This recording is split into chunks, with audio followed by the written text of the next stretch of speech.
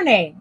The following live broadcast may contain loud, obnoxious, shrill, and alarming noises that might be considered disturbing, if not outright uncomfortable to listen to, especially if you are wearing headphones. I share my office space with an African gray parrot and two parakeets, and I have no control over their behavior while I am live streaming, unlike my regular videos where I have the opportunity to edit them out as best as I can. If you are sensitive to loud, surprising background noises, I recommend either not turning your volume up too loud or watching my edited, pre-recorded videos instead. Viewer discretion is advised. Although it is kind of overcast, so hopefully everyone's a little sleepy because of it. So. Hold on, where am I? It's like, what is it? It's like I missed like 2 weeks of doing streams. It's like I forget. I almost forget how to do these things. Oh my goodness. So hello everyone. Welcome. Welcome to another edition of the EgoWorks live stream, draw stream, whatever it is. I have to kind of like settle on a name for this, whatever this is. This convention, not at a convention type of thing that I have going on here. But welcome. Let me see who's joining me in the chat. Hello, Efrain. Bonjour, my friend from Peru. Hello.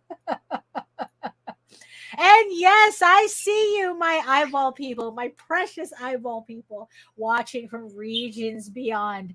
If you are watching from Facebook and if you're joining us, actually, no, I'm not even streaming to Twitter, so I don't know why I'm even going through that. If you are joining me from Facebook, come on over to YouTube. Join Efrain. Keep Efrain company in the chat. Facebook has a tendency to glitch out on me sometimes, and I'm not even streaming to Twitter, so I don't even know why I mentioned it. I guess it's just habit, because in the end, it's like Twitter doesn't even allow me to see your chat, your comments anyway. Oh, so hello, Robert. Hello, welcome. Thank you, everybody, for keeping me company today. Almost didn't make it. But before we get started, before Efrain rings the bell, hello, everyone.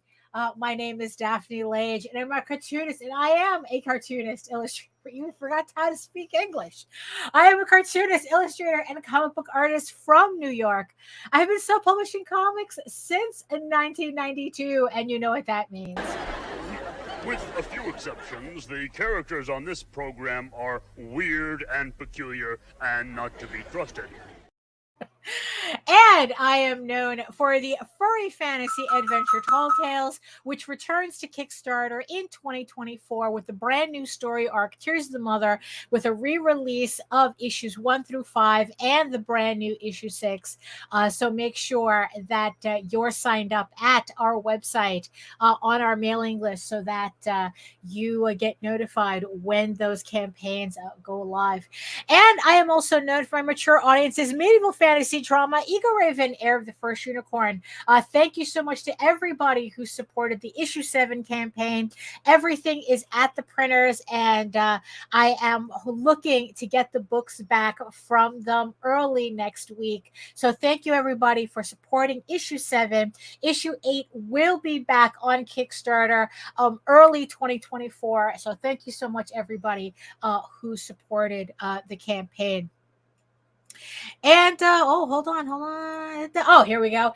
And I am also co-host with Nita Lanning on the Raging to the Vlogs show every Monday and Friday at 11 a.m. Eastern. And this is going to be a very special next couple of shows. Well, I know Friday we're still doing a show because Nita will be joining Heather Allen in New Jersey, and we will be doing a special Raging page into the vlogs where Nita visits the East Coast, I think for the first time. She should be on an airplane right now. Yeah, really looking forward to that. She will be hanging out with Heather in Jersey, and then we're all going to meet together the following Monday. I don't know if we're going to do a stream. I don't think so, but we're going to show Nita a really good time here, eat some truck falafel, and like I said, have a good time.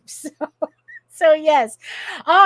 And let's see, where am I? And in the meantime, you can read both my comics online at Tall Tales. That's TAILS online.com and egoworks.com, EGOWORKS. And you can check out all my videos on how I make my comics here on YouTube at my channel at Daphne Lage, LAGE Art, which also simulcasts through the Indie Comics Network. So make sure you like, share, subscribe, and hit the notification bell so that you get notified when any of our videos go live.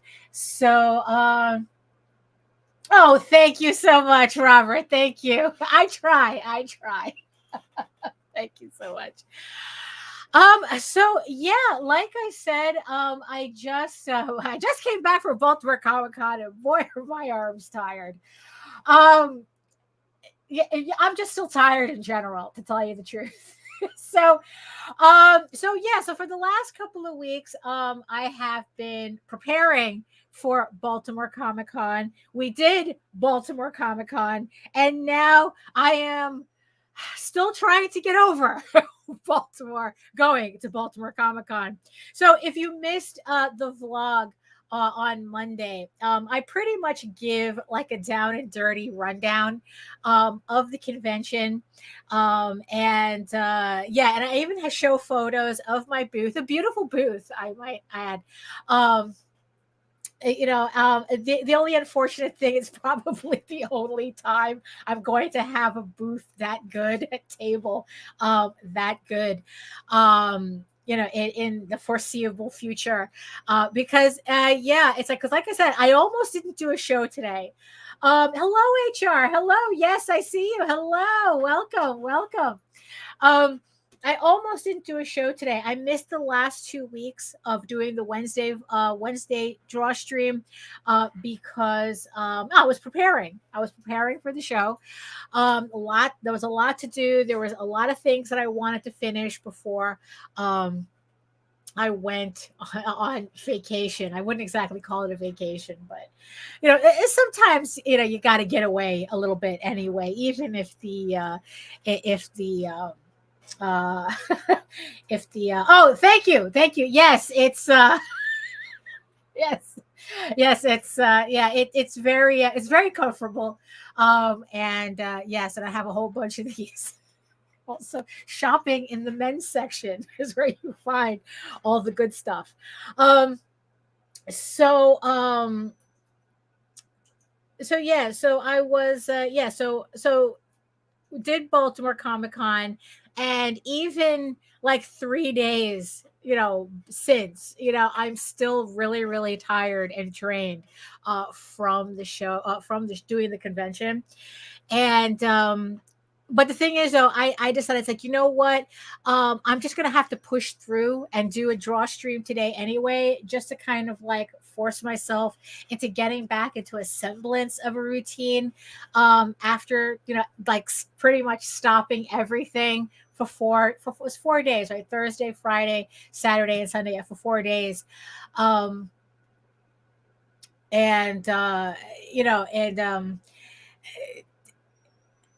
it's not that I regret doing it. I mean, it's like I said, I give a more down and dirty rundown on the Monday vlog. If you missed it, it's in the playlist, so you can find it on my channel. But it wasn't what I was expecting, unfortunately. I did have a good time regardless. That was good. We met a lot of people that I have only seen online, and it was fun, and it was nice to see them in person. So that was nice. But the problem was that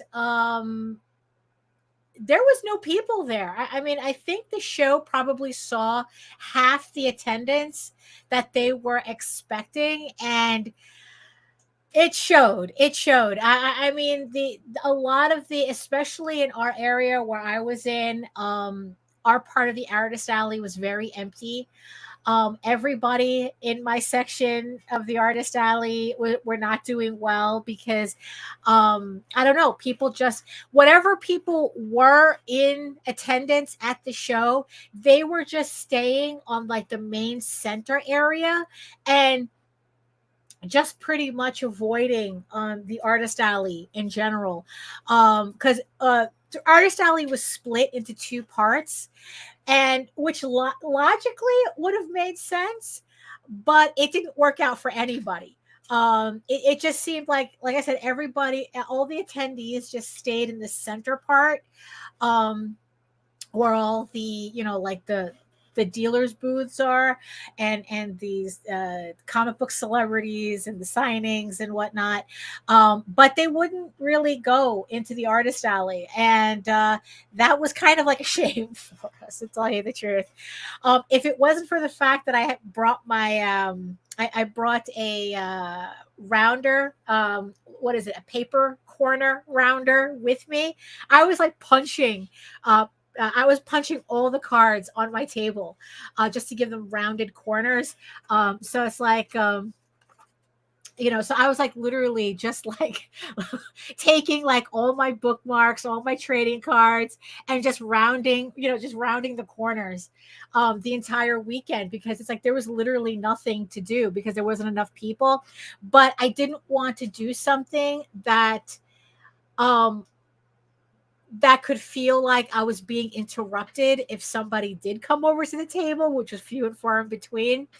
So it's like, yeah, so I might as well have had a fidget spinner, at that point. But, I think like for it, in general, I did have a good time, but I am not going to do the show again.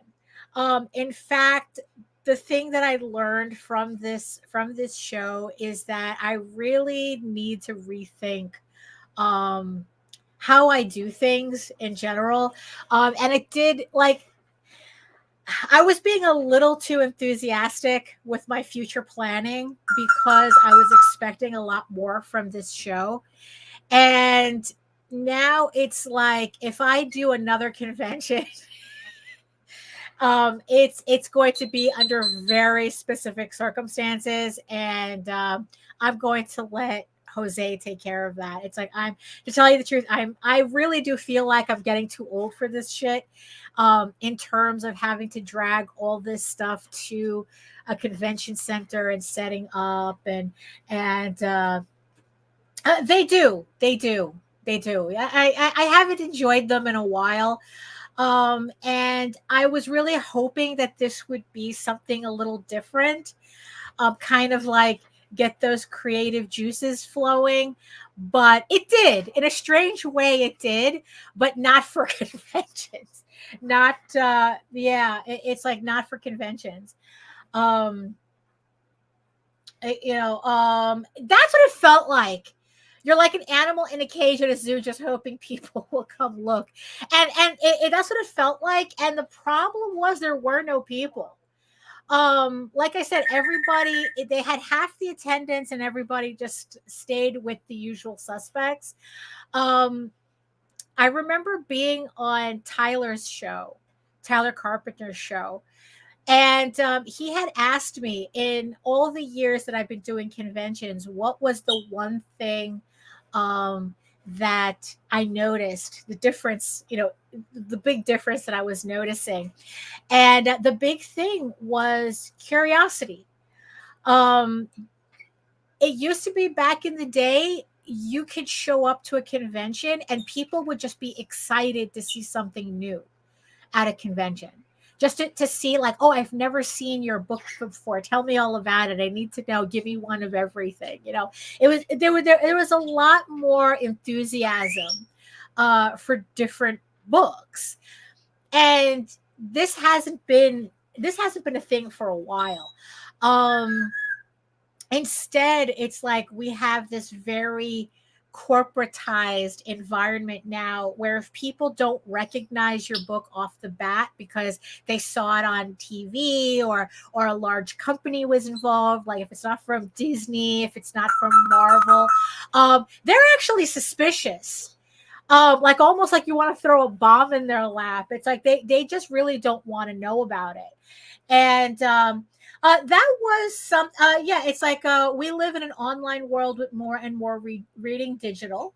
And well, the thing, money is tight, so they're only spending on things that they really know about. Yeah, it was yeah, because I was telling my sister this, who's not really into comics or conventions and stuff, but she pretty much nailed that on the head, where she said that it was our macaroni and cheese theory, where you know, yeah, money's tight, and you know, people are pretty much collectively traumatized, you know, and they only want what they recognize and what they feel comfort in.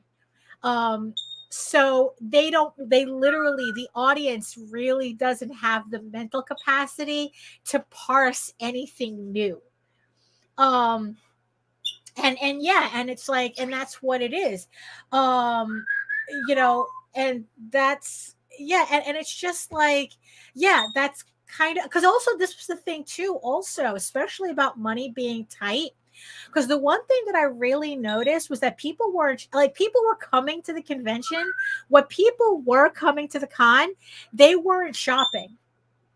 That was this really, really strange thing.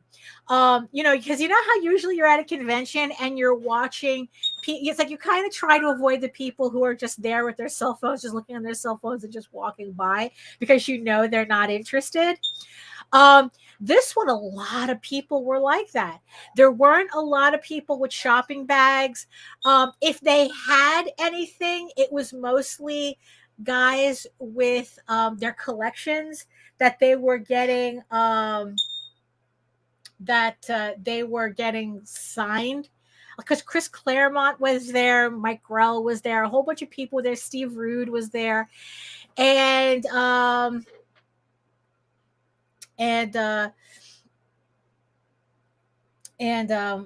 yeah, so it's like, so they were coming to get their collection, like those were pretty much the people who were really there.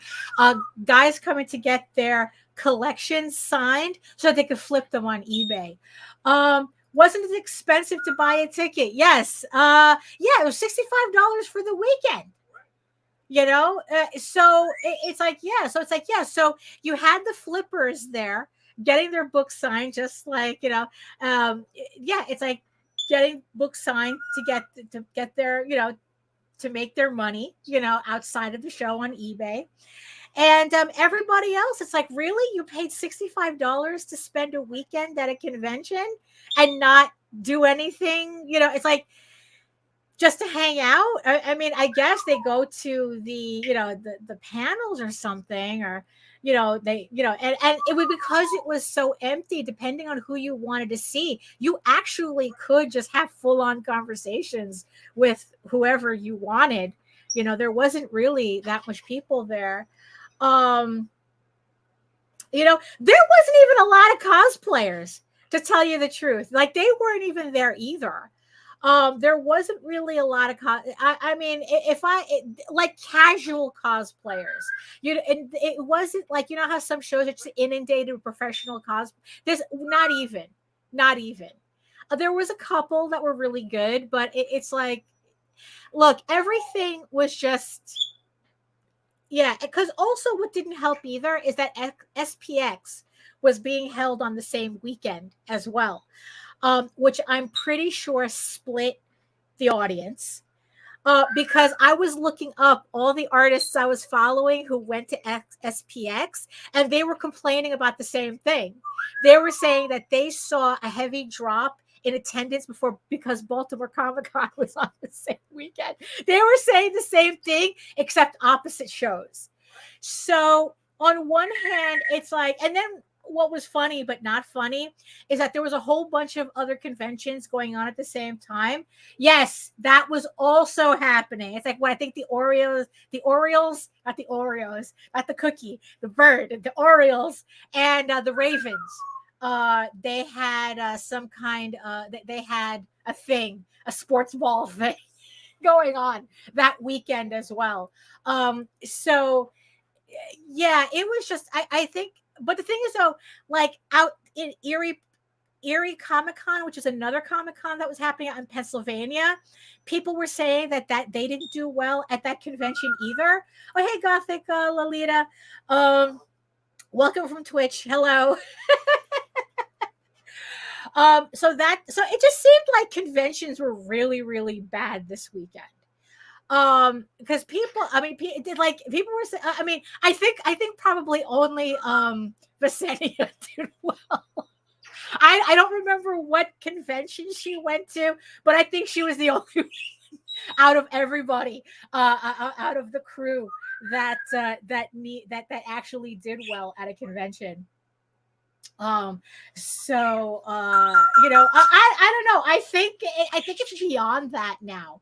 I think it's beyond that. I think it's just the economy in general is shit. You know, and it's I don't know. All I know is that it just convinced me. Well, that's true. That's true. I know that even for myself, Kickstarter has been kind of, you know, but the thing is though, I think like in my case, I think that just pretty much everyone's waiting for the trade. I'm just about finishing issue 8. I'm halfway through completing issue 8, and once issue 8 is done, that means that I close out volume 2 as well. And I just know that people are waiting. They would rather people were supporting me on the previous campaigns, a lot of PDFs though. Like they would rather, but like they wanted to support me on my campaign, but they didn't want to buy the book. So they bought a lot of PDFs, which is good for me, I guess. So, because I had almost the same amount of backers, just a couple down from last time. Yeah, it's like it's cheaper. It's a way for them to support you while they're waiting. Well, like I said, for me, they're waiting for the trade. So, or at least I think so. I hope so. I hope that they're waiting for the trade. But like I said, this entire convention experience kind of made me rethink a lot of things. And you know, and it's just, yeah, there's just a lot of things that I have to do different. One thing like I said, one thing that I know for sure, conventions definitely are not worth my trouble. That I really get, even on a worse day at no, I did not. I didn't. Not that I was looking, but you know, not that I was I wasn't looking for him, so I didn't see him. So yeah, it's like even on my worst Kickstarter, the return of investment of effort of my effort is significantly more than any convention. So yeah, so honestly, it's like it really isn't worth my time. Hey Jake, it's like I mean, I don't know. I'm trying not to think too far. I'm not trying to think too far ahead, to tell you the truth. I mean, you know, but yeah, that's like, you know, like even my worst Kickstarter is better than my best convention. And that's not saying, you know, that's not saying much. So definitely this really convinced me that conventions is off the table. It's like it's not important to me. Honestly, I would rather rethink a lot of things that I'm doing, like for Kickstarter. I'm playing around with backer kit right now. Especially lately, it's been being recommended a lot. So I figured, you know what, let me bite the bullet. I had an account. I was initially playing around with it, but I think I think I gotten to a point. I was kind of crash coursing backer kit yesterday, and I think I kind of got the hang of it. That I kind of understand what I need to do on it. And I'm just and it's like, and I'm just looking. It's like I don't even want to hope. It's like, okay, you know what? Let me just try this out, something a little different. See if it kind of gives a bump or something. If it does something, for my next Kickstarter on the 25th. And just go from there. It's like, you know what? And also the thing is too, I also have to really start implementing the stuff. I really should start implementing the stuff from that book that Tyler recommended. The 1 hour content plan. I have a lot of the modules worked out. I just have to finally implement them. It's like that whole shit or get off the pot thing that I was talking about, the last time we did a stream. I just finally got to implement them. I got to start, making very specific videos to YouTube, building my channel, building my audience where I know where they're at. And conventions is not it. What's funny is that the entire time at Baltimore Comic Con, I had Tyler Carpenter's voice in my head when he was telling the story about when he used to work at his one of his publishers, the publishing house, and the authors would come to him saying, "That's like, oh, I need you to set up a book signing for me," and he would tell them, "No, you don't. You don't need a book signing. Nobody knows who the fuck you are. Nobody knows who you are. Nobody cares about your book." So you're not, it's being, doing a signing is not going to help you.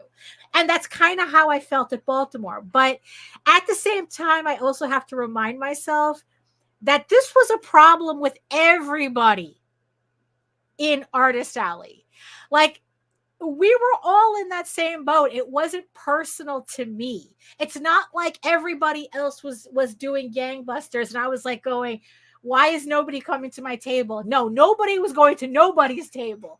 That's how that was. So on one hand, I know that it was just a circumstance that didn't work out. And maybe I shouldn't be judging the convention on that. But you know what? Look, like I said, it's like, but at the same time, I still have this need to make it some kind of like personal, like a personal thing.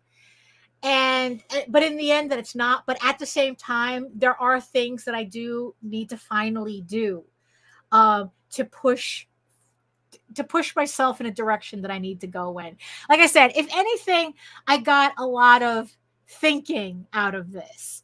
I know the last time we met here, we were talking about me reopening an Etsy store, getting stuff on Etsy, making more generic stationery products. And I really still want to do that. I still think that I can I really do think that's something that I could make work. If I, it's like in conjunction with building the audience for the crowdfunders. It's just actually doing it. That's kind of like where I'm at right now. I'm on that cusp of just fucking do it, but but you know what, like I said, it's like I had just enough energy to even get a stream going. I was about to skip another week, like I said, but I decided, you know what? Motivation follows action. So I decided to force myself to set up the Streamyard. And then once I did the Streamyard, all of a sudden I felt my, I just felt a change, a mental change. I was like, okay, let's focus on doing the live stream. Let's get into some semblance of a routine, right? Because in the end, that's really important. So as you can see, I have a blue line that I'm going to be inking today in Clip Studio Paint. We're back in Clip Studio Paint again. It's been a while since I worked in it because I've been coloring in Photoshop the entire time. But we're back in Clip Studio Paint today. This is going to be more of a comfort video for me. I'm not working on anything seriously. This is just a pinup that's just been sitting around, and I decided I'm just going to finally do it, just so that I'm doing something, but it's not work, so I'm not going to feel too much pressure about it, whether I finish it, don't finish it, because everything that I have to actually work on, I cannot show. That's the funny thing. I'm halfway through Eagle Raven issue 8, and we are in heavy, heavy, heavy spoiler territory. I cannot ink, I cannot color or do anything with these pages on the air, because I don't want to wreck anything. This is a pivotal issue. A lot of major things are happening in this issue, and I don't want to ruin it for anybody until issue 8 comes out. Until issue 8 comes out next year. So I decided to keep it simple, keep it cozy, and that's what I'm going to be working on today. So what I'm going to do, as I kind of like set my thing up here the way I want it, I'm going to run a couple of bumps while I'm going to transfer some stuff over, and and we'll get to work. So so hold on, let me just find my stuff here, and I will be right back.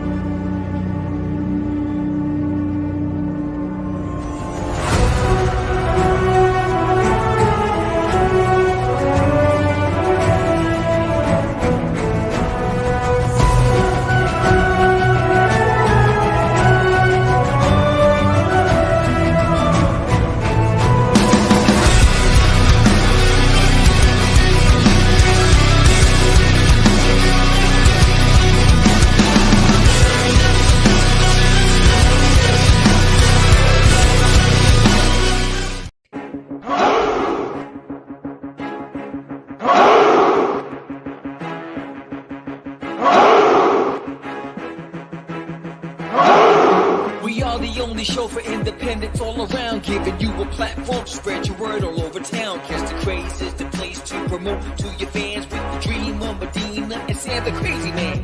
Subscribe to our show and never miss an episode. It's time to get your mans, listen to us on the go. Updated every week, we never miss a day. Join the squad, come on in. It's time to catch the Craze. If you are an independent, catch the Craze. Making moves on your own, catch the Craze. On your grind in the streets, catch the Craze. Join the movement, catch the Craze.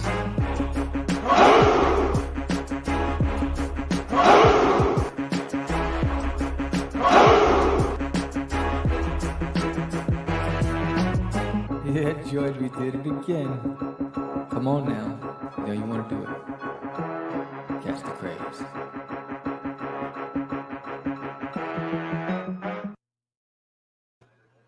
Okay, so I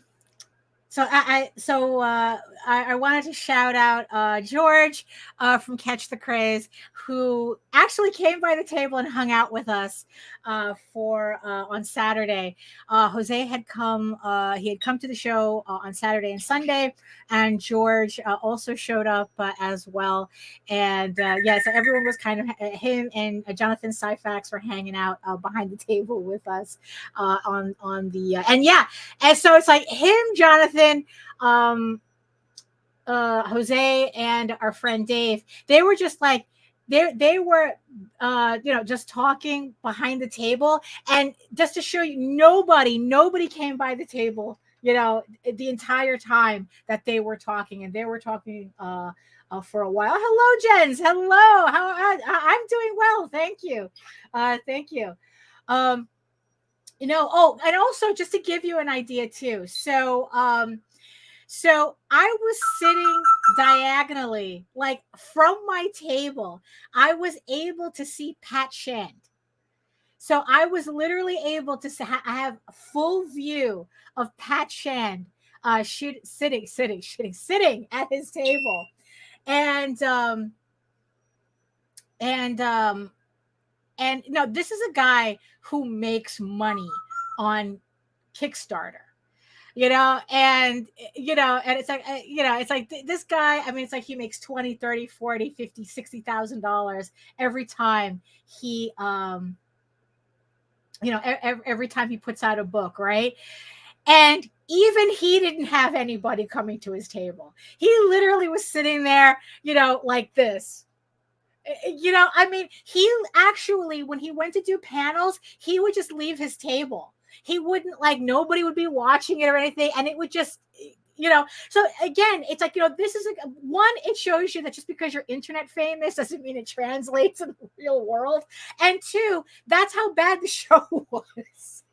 That you could literally just walk away from your table and not worry about anything on it. Although, honestly, I did have one sketchbook stolen on overnight on the table. Hey, gents, oh, you wrote a novel. You know what's really funny? You mentioned that, and it's selling. Yeah, that's it was funny. We were talking about that, how it's like that we're beginning to come full circle, and like, it's like, yeah, because I have a novel that I'm still like in editing and and putting it together and whatnot. And Jose's talking about going back to doing novels again, just to kind of like get that different market. And I know a couple of people who are converting their comic book series into novels. So, so it's like, I don't know. It's like probably after everything is said and done, I might end up also converting Eagle Raven Air the First Unicorn into a novel as well. So, I mean, yeah, a lot of novels floating around. The whole idea about novels. So the screen's just going to glitch for a little bit as I bring in the music, because I forgot to do that. There we go. So Epidemic Sound. Okay, so now I can put my music on. We are going with the Bonnie Grace playlist on Epidemic Sound. They do kind of medieval inspired music. So, I'm not sponsored, by the way, by Epidemic Sound. I just really like them. And it's just really convenient to make playlists that I can use on the streams without having to worry about getting dinged or anything. So it's just very convenient. So yeah, so not sponsored. Not that I would, poo-poo that, but so yeah, okay, so where am I here? Okay, so like I said, I'm working on some just more cozy stuff today. It's not anything having to do with work. I just need I just need to kind of get my mind back on track after not that I was like too distracted by the convention, but now I just have to remember all my all my shortcuts because yeah, I just have to remember all my shortcuts because I've been using Photoshop heavily for the past couple of weeks. And let's see. Okay. Oh, I need this one. And even though the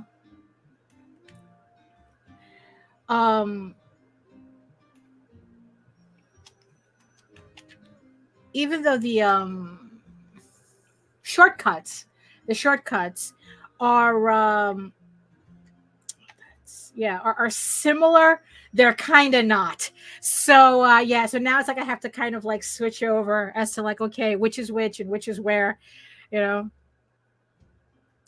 so yeah, so it's been a little bit since I inked Well, which is just as well because I have to go back to inking issue 7. Like I said, I'm halfway through it, so I have so I have it colored and everything. It's like ready to go. I just need to finish the other half of the book, which well, I have 6 pages left to ink on it. So everything else, I just need to. I think I have up to I have up to. I can't do math. I have pages that just need to be colored, shaded and colored, and then the last 6 pages I have to actually ink. So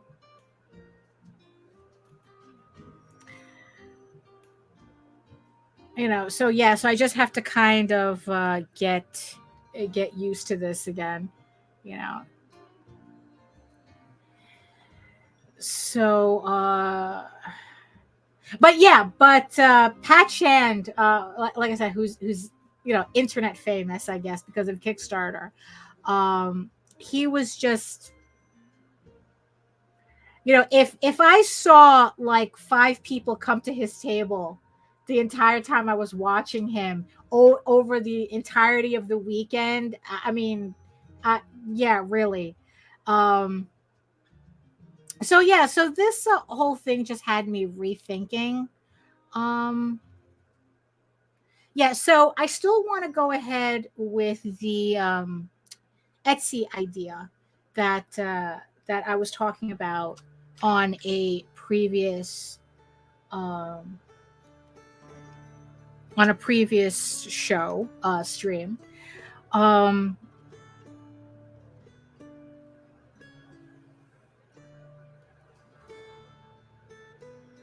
And yeah, and it's just and it's just kind of getting my ass in gear on actually implementing those modules. Because what was funny was that, like, I created a list. I created a list of these videos, these very specific videos that I want to do for the channel. But then, because of everything going on, I started adding, like, there's these different videos that I want to do as well, that probably a little bit more personal. There's a style of video that I want to see if I can imitate. It's kind of like these. I'm sure you guys have seen it. It's kind of like these kind of lifestyle type vlogs, but of course I would limit it pretty much to The Office, where I have to make a lot of B-roll footage of me actually working. And like, it's kind of like a vlog, but it has a little bit more to it, as opposed to just me talking to a camera. So yeah, so I have to kind of write out I guess, like, the bullet points that I want to talk about for that video, and then just actually do it. That's the catch.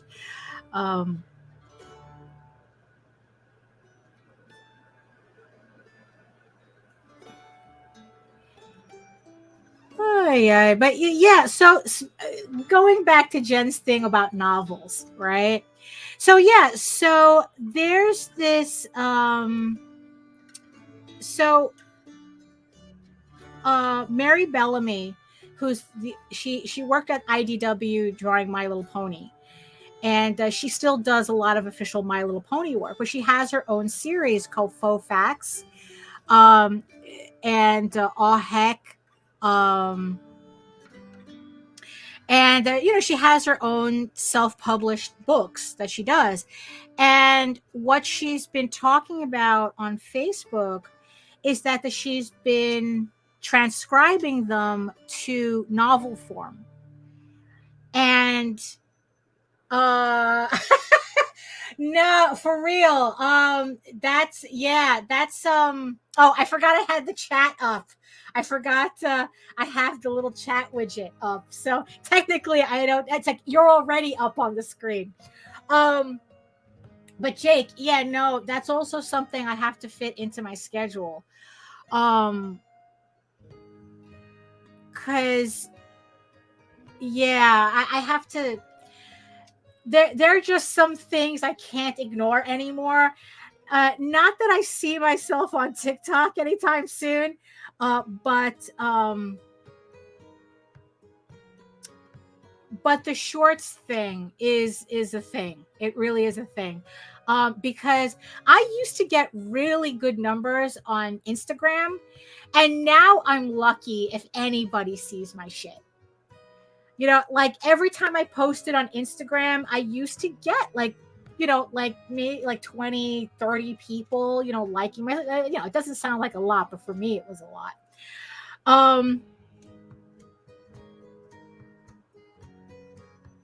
And now it's like, yeah, I'm lucky if I can get like 5 people to see my stuff and to like it. So yeah, and what I've read was that Instagram, they only want those reels and those shorts. Like they want to pretend that they're TikTok, even though they were photography based, right? Hold on, let me make sure I'm not inking on the blue line. Hold on. Yeah, no, I did lock the blue line layers, so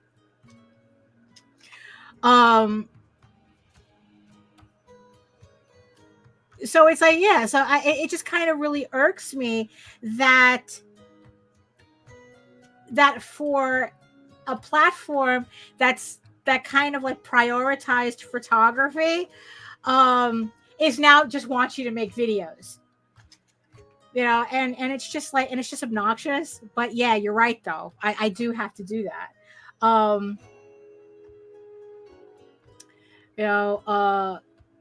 Oh, it's like the gram shot itself in the foot by trying to be, yeah, exactly. Threads, it's like, in the end, Threads is just a side thing for me. I mean, I do like it better than Twitter, that's for sure.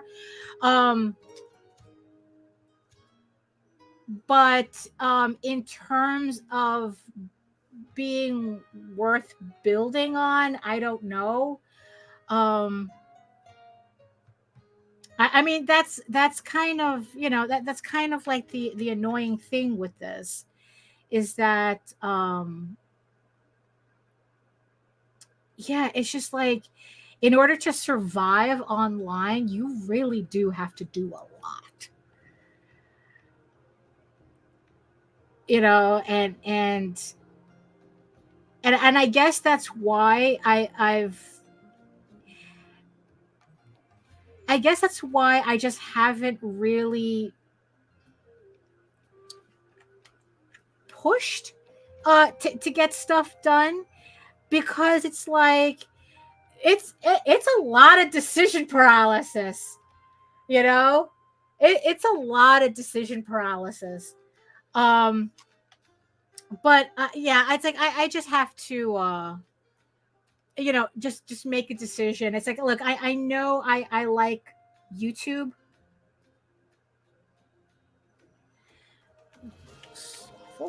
I know I like YouTube, so I just might as well push that, start with that. um you know um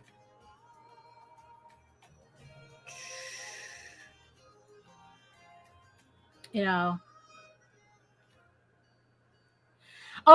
great. Have you tried to grain different stuffs in your drawings, like heavy fabrics and stones? um in terms of using textures and whatnot in Clip Studio, I have. Well, I mean, in my older work, I used to draw that stuff by hand. All those patterns, I used to draw that stuff by hand. I haven't tried it digitally yet. I know that Vasenia was showing on one of her Twitch streams, like how she does it. Oh, that doesn't look right.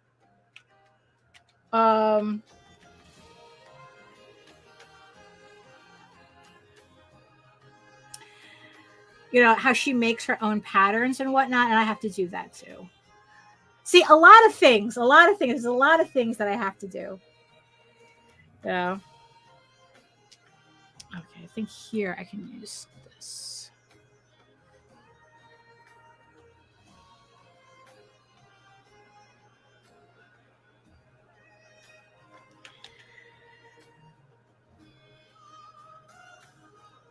But yeah, it's just it gets exhausting after a while. Oh no, absolutely, absolutely. All ideas are good. It's just you know, there's a lot of ideas floating around. That's, you know,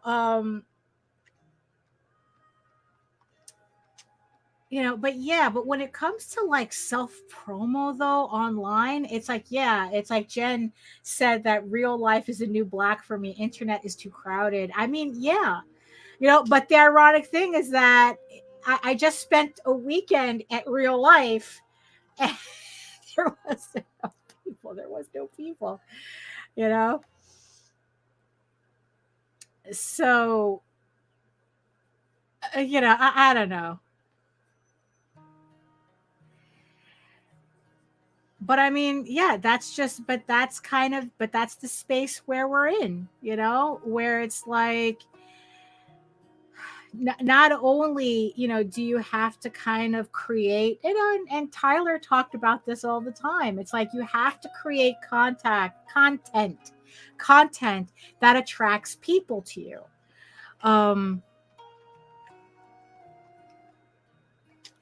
You know, and you know, and it's like, you know, and it's like you kind of like you sell your book without talking about your book. We were talking about this the last time.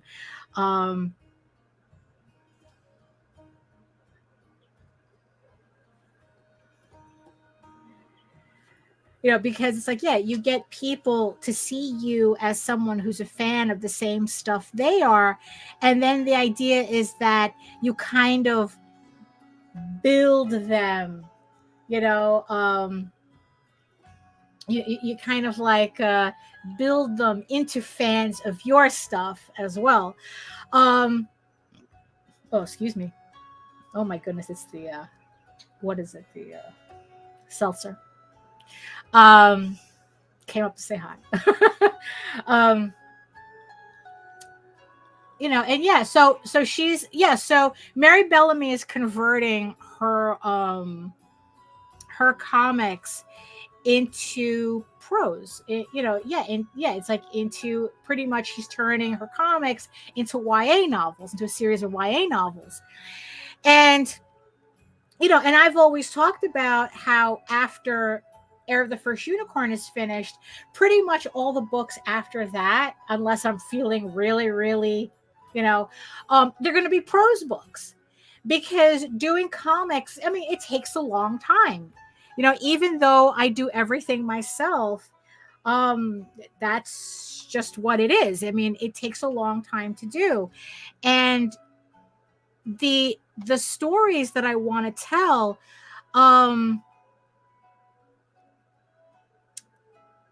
you know, the stories. Oh, did I use the wrong? That looks like I used the wrong. We'll fix it. We'll fix it. Yeah, it looks like I used this one. Yeah, that looks, yeah.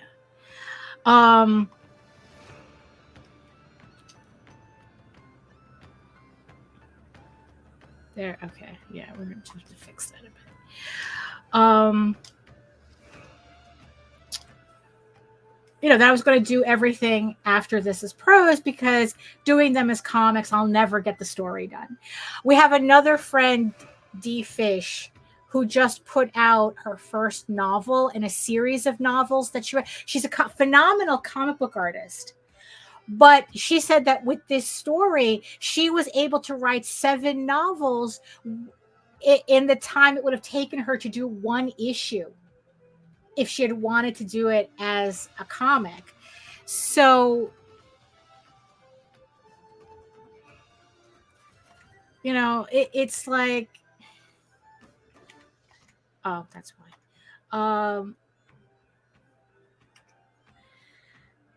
So, hey, Nita. What leg of your trip are you on? Are you in Atlanta? What is it, Atlanta? Are you in Atlanta? No, you were skipping Atlanta. Are you in Georgia? Where are you now? So yeah, so like I said before, Nita is flying to the East Coast, trying to beat out what's the storm? That's the whatever the fuck storm is off the coast of wherever right now. You know, so hopefully she'll be able to get to let's see, hopefully she'll be able to get to, where are you going? Philly, I think, right? Oh, you're delayed in Charlotte. Okay, Charlotte, was that North Carolina or South Carolina? Charlotte, North Carolina. Well, at least you're close. You're halfway there. You're very close, kind of. Oh.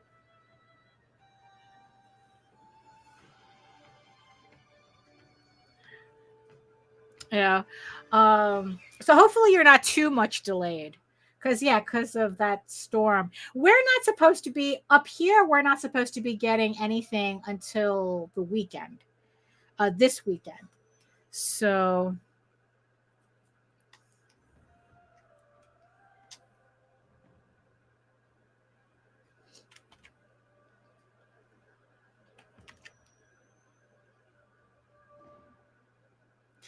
so going back to the novels, right? So so everything, so D Fish has this 7-volume series she's putting out, right? Krista Crawford was doing, she did a book, she used to do a comic called Wolf and and I don't know if she's still continuing it in comics, but she's spending a lot more time writing novels now, that's for sure. So where's R? So there we go. So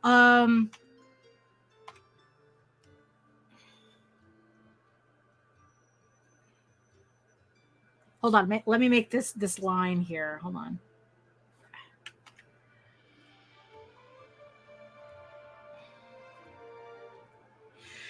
So she's doing novels now. I'm going to be putting out novels in the future. And yeah, I think in the end, it's like getting the productivity and values worth to do prose or novels of the work. It'll be a matter of seeing the output fitting a better format medium. Doing it with the medium in mind is another deal. Of course. Midnight. Okay. It's kind of gross. Midnight is gross. But yeah, of course they overbooked. They always overbook. So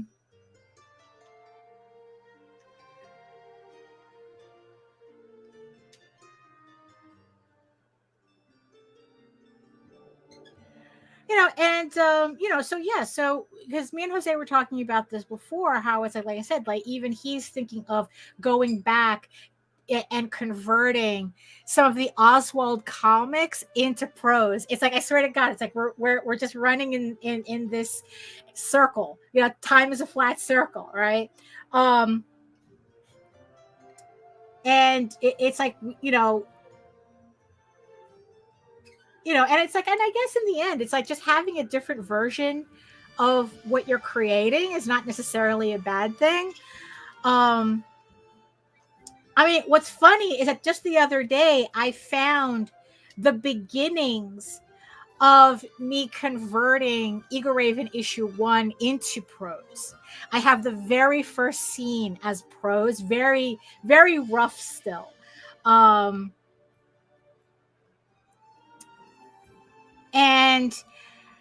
the thing is that, writing prose, it's not just about, it's like, just copying the comic into words, it's like, no, it's like, writing a prose book, what I like about it is that it allows you to delve into areas where you technically couldn't do it in a comic book form, because comic books is the language of comics requires a different thing. Well, that's kind of how I think of it. Like Eagle Raven as a comic would be different as Eagle Raven as prose, because I want to take advantage of what that medium has to offer. Like the novel that I wrote, Cult of the Wolf Witch. That's the next Eagle Raven. That's the Eagle Raven novel that comes after the series. If I had done it as a comic, it would have been a completely different story, because I would have had to put the focus on different things that wasn't the point of what I was writing the novel for. So in a comic, like, the story would have to be a lot more action oriented in comics. And I would have to pretty much cut out a lot of the navel gazing, the navel gazing, more like, the interior dialogue and just kind of like the quieter moments. Let me, okay, this is going to be, hold on. Sometimes the lines end up better if I'm like really close. What am I doing here? Okay.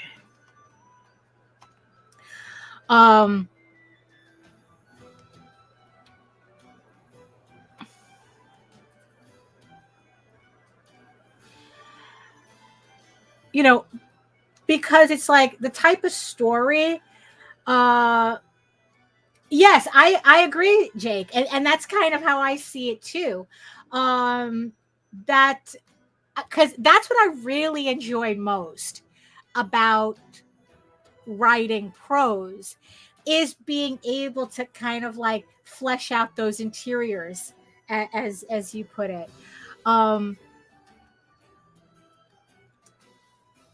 Which, in, like I said, in comics, you see, because I guess just to give you the examples. So the novel Cult of the Wolf Witch, the main focus of the book, even though the overall story of the book is Eagle Raven and Loki having to team up to fight this witch that turned into this abomination that wants to, that thinks it's a god, type of thing, right? The story that's kind of like the background story. That's the background. That whole the werewolf clans fighting each other, trying to fight this witch and blah blah blah. That's the background noise. The actual crux of the story is the triangle between Loki, Eagle Raven, and Daniel, and the relationship that is kind of forced in this situation. If I were to do that as a comic, I would have to focus completely on what's on that conflict with the werewolf clans and the witch, because that's the exciting part. That would work best as a comic. And ironically, that's really not the story I wanted. That's why I never considered doing it as a comic, because that's not the story I wanted to tell. I wanted to tell, this is an extremely relationship centered story. And I need the prose to really help with that. Yeah, exactly. Prose has that uncanny ability to produce a feeling that is unique to one's interpretation. Yeah, exactly. Yeah, and the images are more literal. The image is like, okay, here I'm literally showing you. Although, even though the novel is going to be illustrated, because I want kind of like the best of both worlds, pretty much.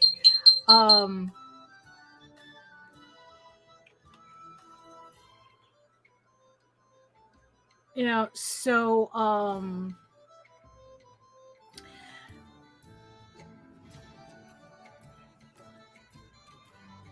Oh, actually, I can just cross this. Oh.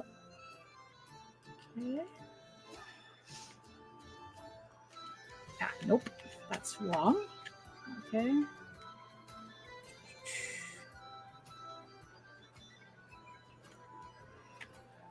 Almost. Okay, there we go. So so everyone talking, and also I've been really, really obsessing on these romance novel Kickstarters.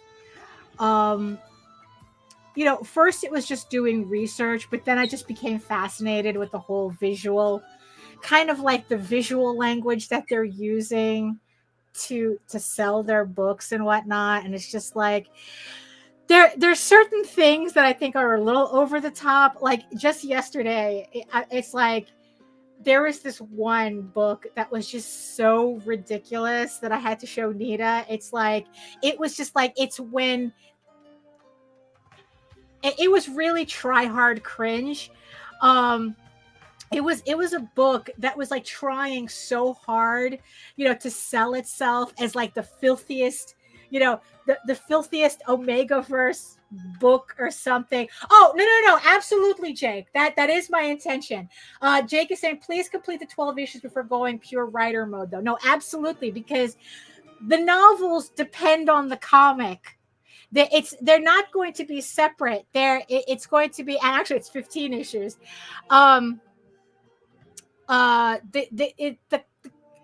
The novels are going to continue where the comic left off. So it's not like I could release the book now and it would make any sense. Okay. Oh, hey, Akia Fern. It was Baltimore Comic Con. I had a good time, but made no money because nobody was there. And I decided that conventions are not really something I want to do. So it only reinforced that. That's the very short summary of the convention that I went to. So yeah, there was nobody there. It was competing with another convention and a baseball game, and it just was no good for anybody. Yeah. You know what? It was kind of like one of those hindsight 2020 type of thing. Yeah, because I know Otakon, I think they moved to DC or something, right? I don't think it was as much of a waste of time, but because we did get to see a lot of people. We only knew online, so it was nice to see them in person. And also, like I said, it helped focus what I'm really supposed to be doing. So if I got a benefit out of that, it was that. So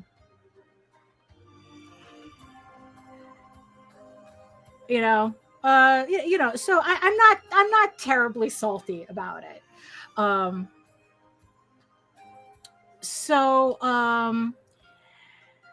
But yeah, it's like the idea is to finish the comic, finish the 15 issues, and then pretty much just transfer everything over to prose.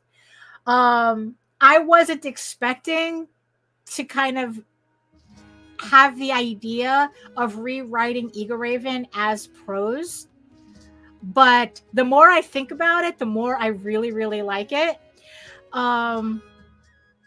Because again, it would allow me to fill in a lot of details that I couldn't do it in the comic.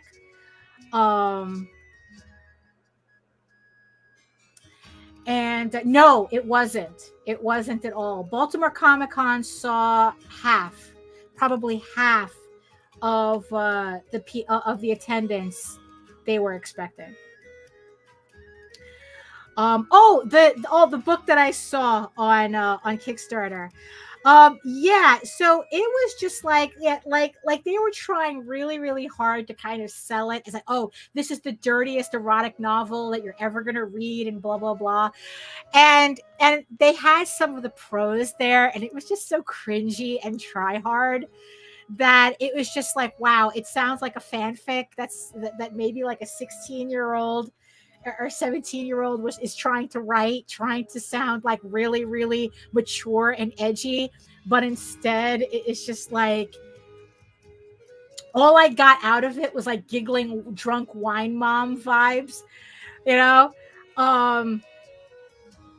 So so I don't know, it was just funny. So I'm just looking through all these romance fantasy novels, and and it's just really no. What am I doing?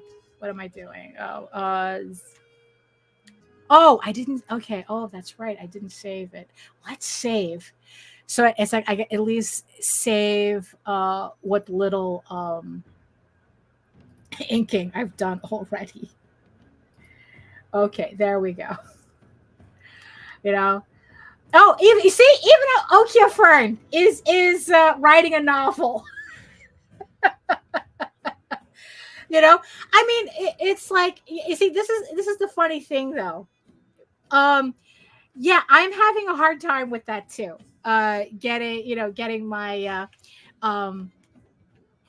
because I was, because Nita is supposed to be my beta reader, one of my beta readers, and she was having such a hard time finding the time to concentrate to read my novel that she actually came up with the idea of that when she's here, that I'll actually read the novel to her, as kind of like an audiobook. And I'm actually really excited at the idea, because it's like I like the idea of reading out loud. So maybe you need to do an audiobook. Maybe that's what it is. Maybe you have to offer up an audiobook of your book for people to actually read it. Because that's also another thing that's on the docket that I want to do the audiobook for the prequel, the Eagle Ravens prequel, Legend of the Silk Rose. So I want to release an audiobook of that. So hopefully by the time the second volume comes out, I'll have that ready. Those shits take a long time to edit though. I mean, I've already done some testing with that, and yeah, they take a long time to edit. And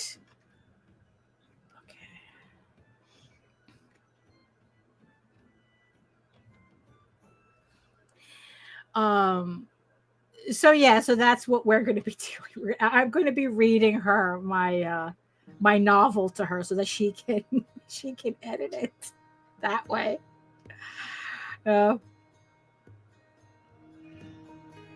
Yeah, but yeah, so yeah, novels on the brain. Oh yeah, no, that it those things take a long time. They do.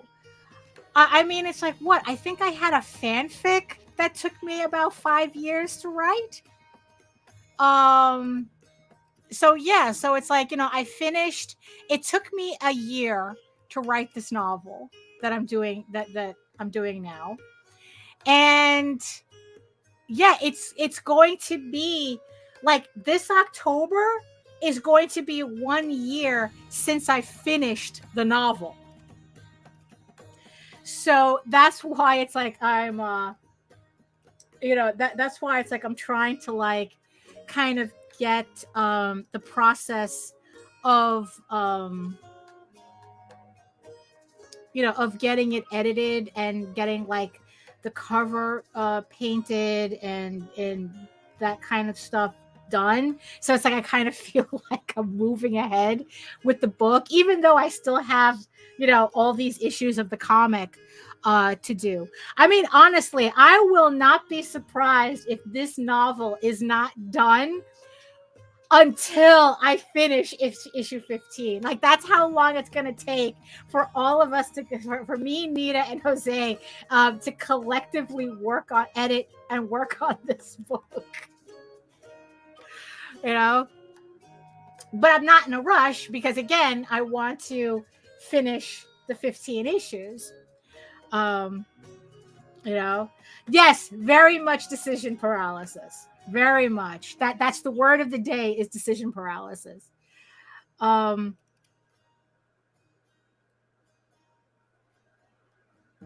you know, um,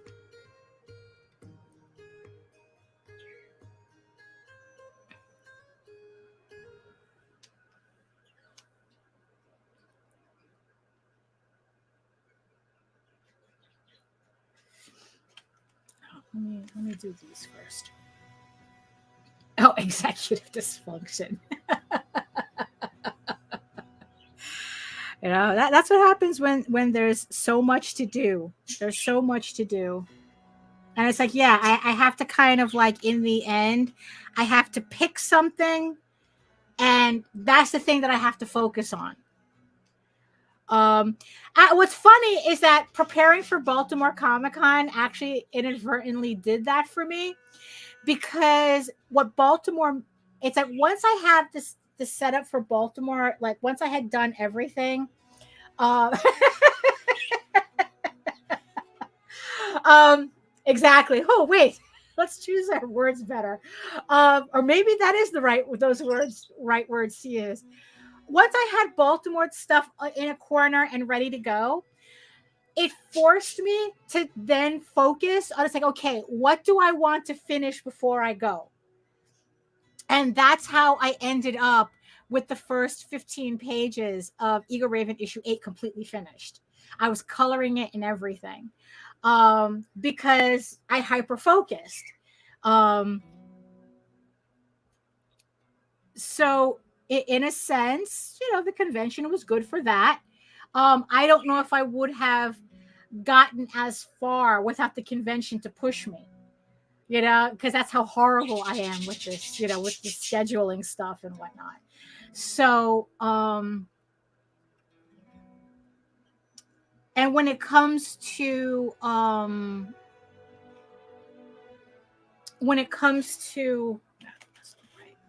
don't like that. Let's go here.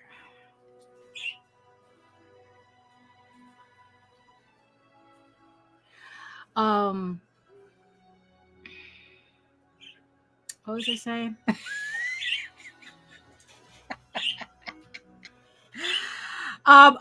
When it comes to all this stuff that I need to do to hopefully build my audience for Kickstarter, that's kind of what I'm trying to convince myself, that it's like I have to like use that. It's like, okay, if I don't do these things, my Kickstarters are still going. It's like my Kickstarters are going to flounder.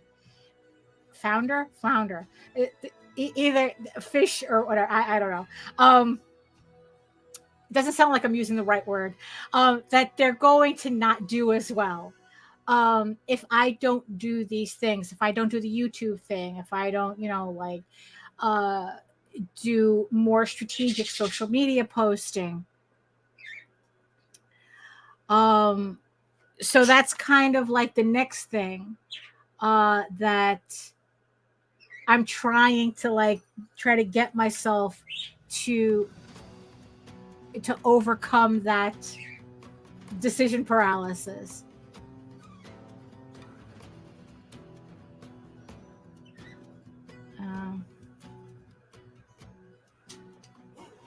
Oh, that's the music that I used for the Gabby story, for the Tall Tales or so. I thought I really like it. I've been really happy with the trailers that I've been making lately. So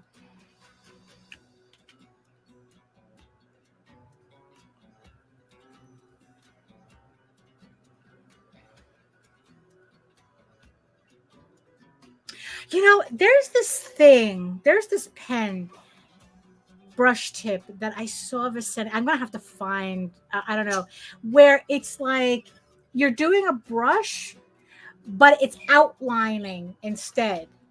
So it's like, instead of me struggling to do this, technically I would just have to do just one line and it'll automatically make that outline. I gotta find the tutorial on how to do that, because this would have been a lot easier.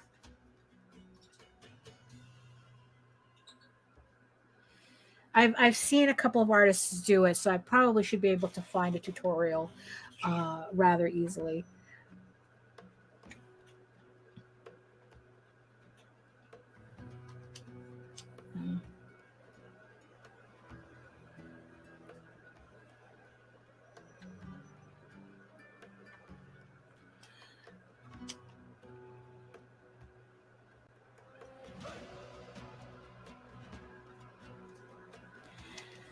Yeah.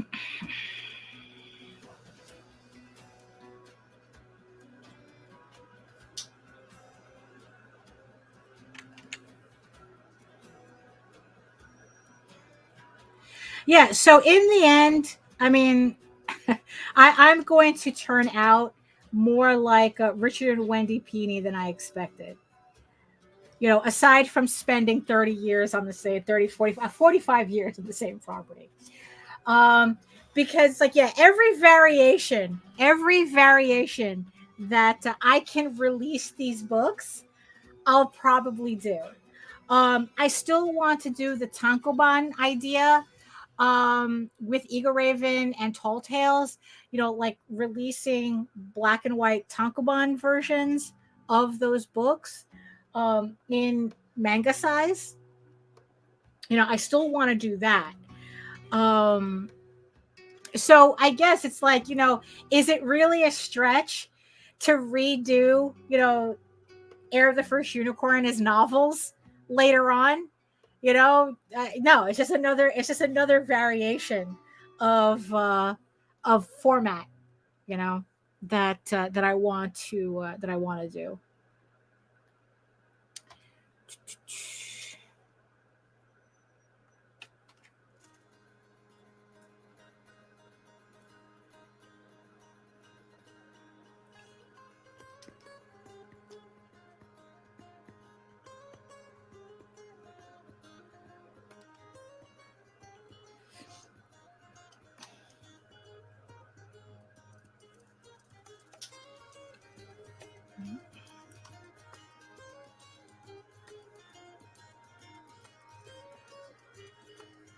Oh, I like this one. I gotta use it for something.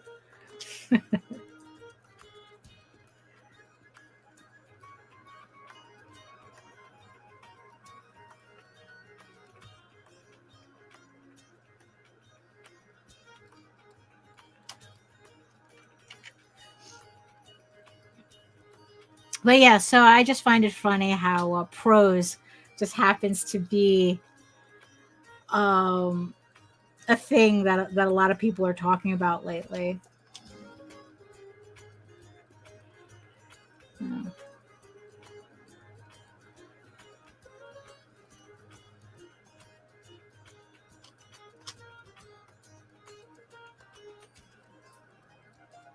You know, and also it's like I think too that especially being able to do audiobooks,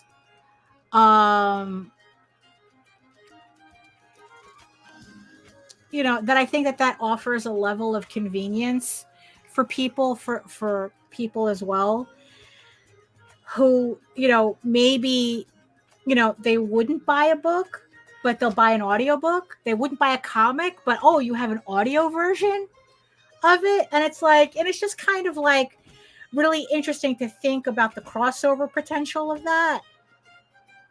You know, where it's like, you know, imagine one campaign. I mean, which is not, I've seen, and the thing is with the fact that I've seen other people do it, it's like, okay, so it's obviously viable. Where it's like, not only do they have a comic, they have a prose novel, and then they have an audiobook of it. You know, and it's like, you know, how can you go wrong? It's all there in one campaign, right? So that would be something nice to be able to get to. No.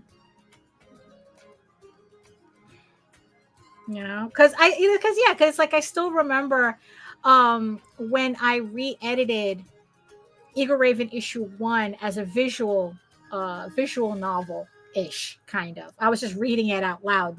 It's on my YouTube channel if you haven't seen it. It's Eagle Raven issue 1, read by me. It has music and sound effects, the best of my ability at the time. But I'm reading the book out loud. I'm reading the comic to you out loud. And and the funny thing is like, I still remember my mother saying that how she loved it because it was the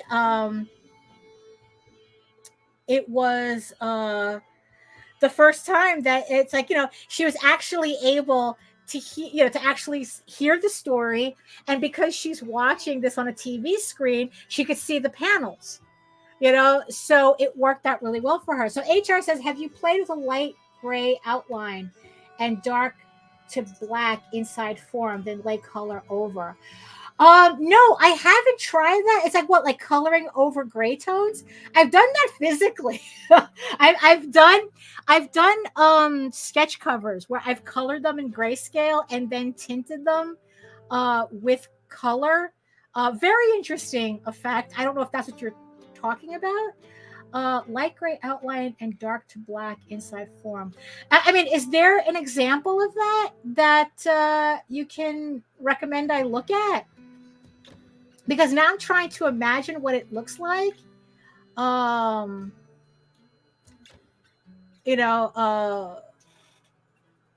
Just so that well, I have to go back into the chat and I know that you what MCM I think is that mid-century modern. Right. Okay, so I would have to so I could find examples of that. A light gray outline and dark to black inside. If you can, it's like, is there like a particular artist that you could recommend I look at for that? Because that, interesting styles are always interesting to look at. 50s, 60s. Okay, sure. I'll take a look at.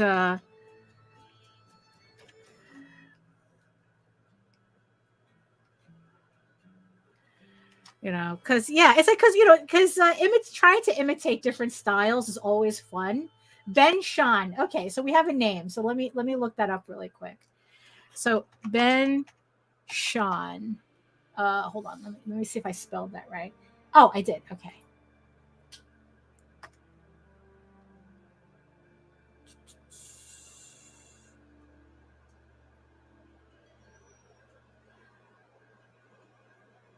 Oh, influenced. Hold on. Did I get the Ben Sean? Right. It's influenced by Pablo Picasso.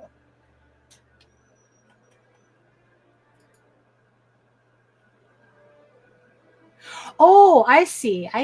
Right. Yeah. Just like really, really. Oh, yeah. I've seen this type of. Like it's kind of like minimalist, but not. And then it's like, oh, what's the name of that artist? Oh, I have Steadman, Ralph Steadman. Like his stuff kind of reminds me of that, although Steadman is a lot more colorful. So it's kind of like that he's doing I definitely see what it's kind of like we do lithography. Look, we can look at everything. We can look at everything, because it's like it is. Yeah, I mean it. You know what it is? This is the type of stuff that we studied back at SVA at school when I was in college at the School of Visual Arts. Those were really the type of cartoons that I know there was one particular class we were studying, and that type of artwork.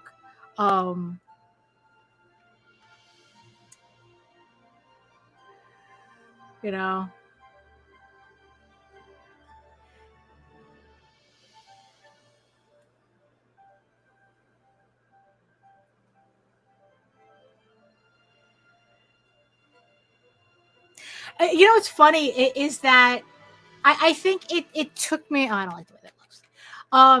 It took me a while. Like when I was in school, I really didn't appreciate. Like you know what? You know there really are. Well, you know, there's because there are always going to be people copying without understanding what the original is doing. You know, so you're always going to get some air stats or air stats version of you know, of the original. But yeah, it's like it's just really funny how like I didn't learn to really appreciate that type of artwork until much later.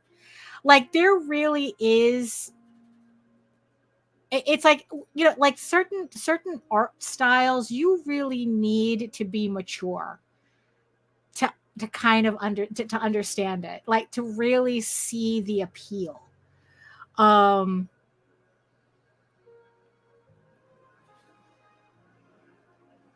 you know, because it's like I remember you know, because I remember like having to learn about these things, about those styles, and going to galleries to see them. But um yeah, it's like, you know, it was kind of like pearls before swine type of thing when I was back.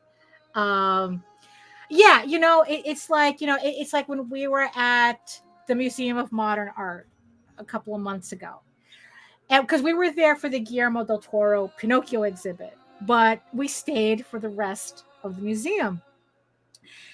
And it was very, I really had to remind myself not to have a knee-jerk reaction to the contemporary artists or whatnot, because remember kids, the only people calling art degenerates are Nazis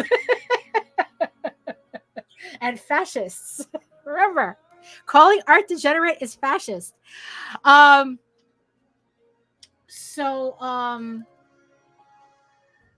you know, so I had to remind myself of that, you know. But you know, we you know, we went, you know, we went through the museum, right? And then it's like, you know, like the Francis Bacon paintings hit different. Yeah, they hit different now. They really do, you know. Yeah, it's like, you know, when you see the Picassos, you know, it's like, yeah, they hit different. You know, it's like, you know, when you're younger, that's those are the paintings you shit on because you don't understand it. You know, it's like, um you know, and it's like, you know, seeing them now is, you know, it's like, you know, like looking at a Mondrian and getting it, you know. Yeah, I mean, you know, yeah, the Francis Bacon ones, I mean, no, it's just, yeah, like I said, they hit different now. um and it's actually nice, you know. um I'm partial to Alexander Calder myself. You know, it's like, you know, so it's like, you know, made sure to see some of his works there. Although I didn't get to see the one that was on the roof. No, I think that's on the roof of the Met. There's a Calder somewhere on a roof. You know, and yeah, and it's just like really funny, you know, thinking about, you know, and it's like, what's really strange is like, as someone who grew up on El Greco and Goya and Velasquez and, you know, like all, you know, like, you know, it, you know, it's, you know, it's like, I don't know why it took me so long to understand Francis Bacon. You know, like I don't know, it was just I don't know, like I said, sometimes you kind of, yeah, you have to grow into it. You know, you really do need, there's a sense of maturity that you need to understand certain certain art styles. And I think, and it's funny because it's like, I think that that's also kind of like, oh, no, absolutely. Yeah. Yeah. And there's something about seeing the black paintings in person. Really, the black canvases, there's just, I saw the Witch's Sabbath. I mean, it's like, it's like the, the Kronos eating his son. It's like when you see that shit in person, you don't realize you stopped breathing.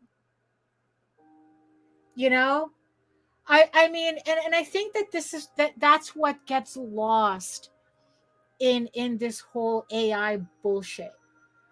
Where it's like there's way too many people out there who think that it's all about matching the carpet. It's like matching the sofa. That as long as it's aesthetic, that's the purpose of art. And it's like, no, you know what? I think the purpose of art is to make you stop breathing. I really do. I know. We were just talking about that, right? That there's no curiosity,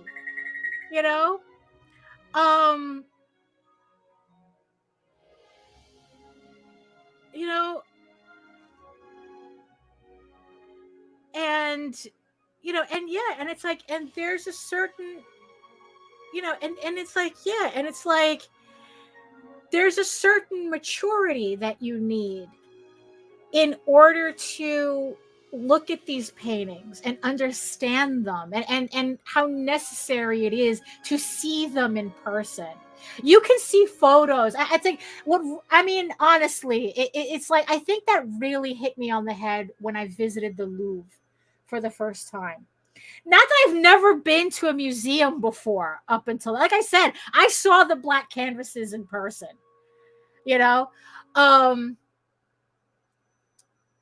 but it wasn't until I went to the Louvre where I guess it's like that's there where you really see, like when you see Winged Victory. This is a statue that every goddamn student art book has this picture in it. The statue, the Winged Victory. It's the one without the head and, the arms. But looking at it in person is a completely different experience. What's really funny is that, you have all these people, all the Japanese tourists lined up before the Mona Lisa. It's like, yeah, I got to see the Mona Lisa, but it was La Odalisque that impressed me. It's like, it's the one where it's the famous one of the lady in this, the courtesan sitting, lounging, and she has the fan, and she has this really, really blue, I guess like sheet on her or something. It's really famous. But again, to see that in person is a completely different experience. It's honestly, it hit me like a ton of bricks when I saw the Eiffel Tower in person for the first time. We were literally, it's like, when we were jet lagged to shit, right? We were literally stumbling outside of our hotel room because, it's like we didn't know what we were doing. We ended up at the Eiffel Tower. We sat down, right? And we were staring up at it. And it was at that moment, right? At that moment that I go, now I get it. Now, mind you, right now, you can't do that anymore because now the entire thing has a security gate around it. So you have to pay, I guess, to get in through it kind of like, but still though, it's like, so we're sitting there at night, staring up at the Eiffel Tower, seeing it in person, right? You see that lattice work, it's like, this is why it's an engineering marvel. It's like you're looking at it and it's like, oh, now I get it. now it's like you've seen it's like photos just flatten the shit out of it. It's the same thing with the paintings. Photos flatten the shit out of it. So it's like, it's and it's like now it's like now I get it. Being at the Louvre and seeing the coronation of Josephine, it's a giant fucking painting. And it's like, now I get it.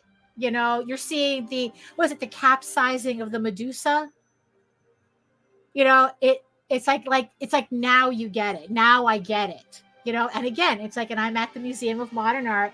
I'm looking at Francis Bacon, and it's these paintings that are almost in a corner, like it's in a little corridor that people just walk through without paying attention, right?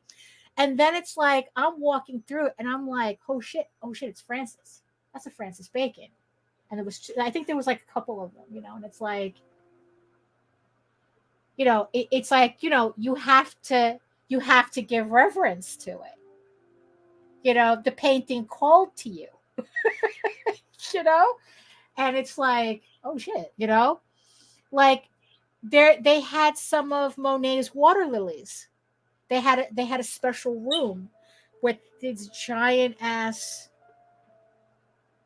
with the canvases, the water lilies. And it's like, holy shit, it's like, I am literally in the presence of greatness. It's like they had a Klimt. It's like a mother and child, I think it was. And it's like, and it's kind of like you stop being able to move. That's what art is supposed to do. It's like you stop breathing, you stop moving. I'm staring at this Klimt, right? And I'm literally standing there going, I am in the presence of greatness. The MoMA is famous for having Starry Night, Van Gogh's Starry Night. It's the same thing. Except that one had a visceral reaction. Like the painting is so famous. Like people are literally walking into the room where Starry Night is, and they're going, Starry Night, it's Starry Night. It's Starry Night. Like it might have been George Clooney there or Brad Pitt, and they're treating the painting exactly the same way. Where it's like everybody's whispering the name of the painting and staring. That's what art is supposed to do to you. That's what it's not just supposed. I mean, yeah, you can have art that matches the sofa. But if you think that's art, what art is meant for, you're missing the entire point. You're missing the entire point of it. Which again, I think that's the conversation that gets lost in, with the conversation about AI and everything, where it's like that they think, oh, as long as it's aesthetic. And it's like, no, no. It's like, I have never had, and I have never seen an AI piece make me stop. Maybe going, why does the shit have 6 fingers? Maybe to do that. But, I mean, you need a human to have a human emotion, to feel the human emotion through it. That's what, and it doesn't have to be kind of like a literal, because also, I think like the opposite end of AI, like the other side of the AI are those weird return guys, where it's like they have the Greek statues and they say, oh, what made you stop? What made civilization stop making art like this? And it's like, fucking racists like you. It's like, actually, I mean, cut that out. It's like, no, it's like these are just different. It's different. It's like, look, it's like a Greek bust and a Francis Bacon to me is like, they're the same sides of, I don't know, it's more like a dice, I think. I don't know. It's like, No, absolutely. That's exactly the person behind it are the enigma. That's what gives art its humanness. You know, AI doesn't. I mean, really, I mean, honestly, it's yeah. I mean, really, I cannot understand these people who look at AI and say, "Oh, that's the same shit." The hell it is. You know, and then it's like, you know, because and then it's like you have the people who look at Francis Bacon, it's like, oh, that's not art, that's degenerate, that's what. And I was like, remember what I said. The only people who call art degenerate are fascists, and we don't want that. um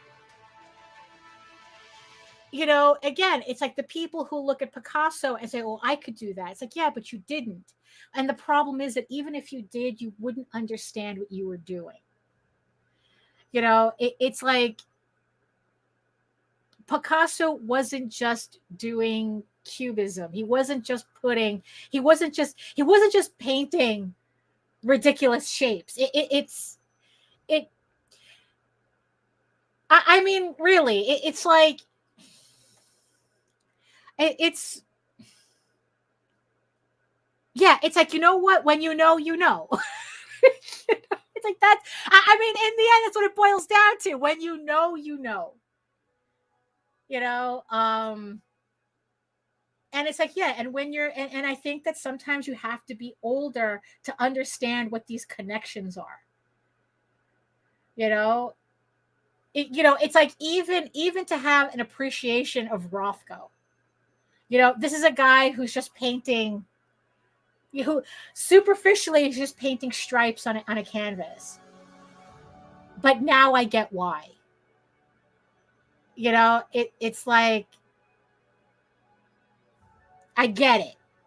You know, and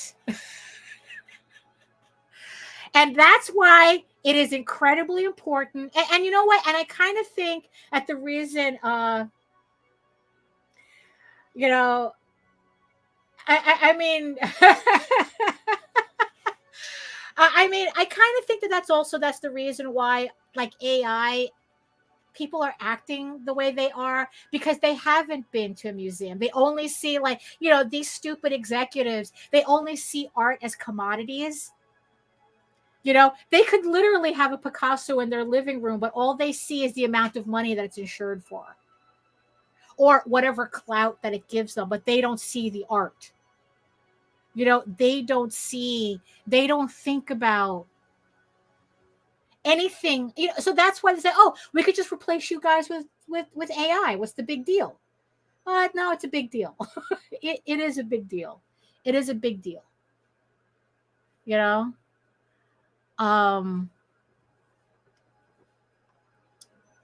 Yeah, it's I don't know. You know, but also it's like, I really do think that yeah, it's like that, looking back now, I understand what my teachers were trying to do. Oh, that must have been a private house with Picasso in it. Ooh, wow. You know, um, that's something. That's something. You know, like, I understand now what the teachers were trying to do, but it only took me until now to get it. You know, to be able, you know, to look at a Jeff Koons, you know, and kind of like, yeah, they're kitschy, but that's the point. You know, um, you know, it's like, you know, when you look at Murakami, you know, with his super flat, you know, and his weird hentai statues. It's like, you know, it's like, you kind of like, I get it, you know. It's like, is it weird? Yes, but that's kind of the point. You know. Because honestly, it's like, honestly, what, I don't know. I don't know. It's yeah, and I really do think a lot of these kids growing up on this shit, that they don't have that, because they're so wrapped up in the commercialization of art, that they don't that they don't understand what they're looking at, especially, you know. And it's like, and I think that that's why it's important that you have to visit museums, you know. And it's like, because when we were at the MoMA, you had the classes going through, right? And you could see the kids who were bored to tears because they didn't understand the significance of what they were looking at. But trust me, I'm hoping that 20 years from now, they're going to look back on that and go, oh shit, now I understand. Now I get it. You know, even something, even looking at like an Andy Warhol, you know, it's like, now mind you, with Andy Warhol, every time I see an Andy Warhol, I always remember the teacher. I don't remember if it was SVA, the school, or it was School of Visual Arts. I'm pretty sure it was School of Visual Arts. No, it was the High School of Art and Design. He was my high school teacher. He was the guy who did the graphic design for the Brillo box. He essentially designed the Brillo box. And he had been salty about Andy Warhol for the entirety of his life, for the entirety of when I knew him. You know? Yeah, I know.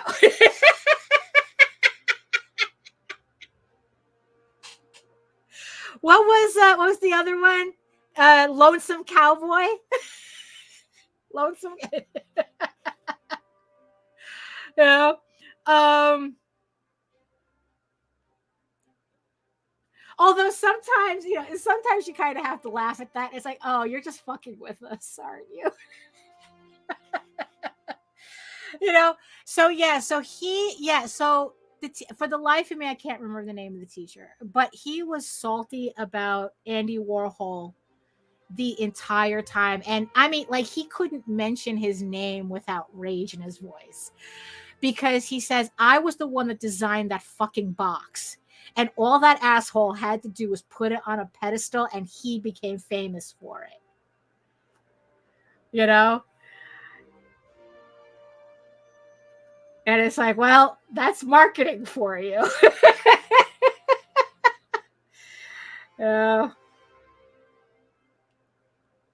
I mean, if there was anything to get, if there was any takeaway from Andy, was, you know, is marketing. All you need is good marketing. Yeah.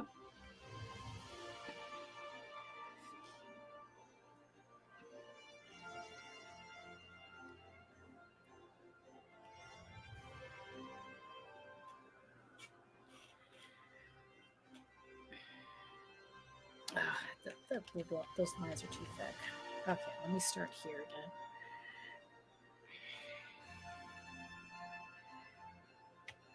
again. Well, I was watching a video the other day that was kind of discussing that, how it's like, yeah, where it's like a lot of the art scene is mostly just well, it's like right now the art scene, the contemporary art scene, the way it is, it's like, well, the rich got to money launder somehow. This is how the rich money launder. You know, and you know, and it's like, yeah, and it's just like, and how much a lot of it is now about marketing, being able to market artwork. And yeah, you know, and it's like, you know, you have all these trust fund babies whose their fathers know these art galleries, and all of a sudden everybody's an artist, you know. I mean, it really just goes to show you is that when you're rich, you can literally be anything you want. You want to be an artist? Oh, daddy knows somebody. You know, you want to be a musician? Mom knows somebody. You know, it's like you want to do this, you want to do anything. It's like, oh, don't worry about it. Your uncle knows a couple of people. You know, or you know, and it's like, yeah, it's just, yeah.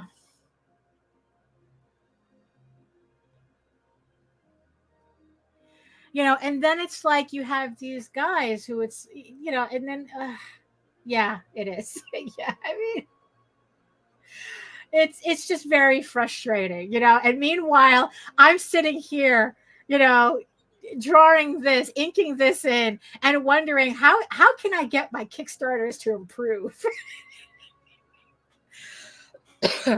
you know I mean, it's I don't know, it's art is a funny thing. It really is.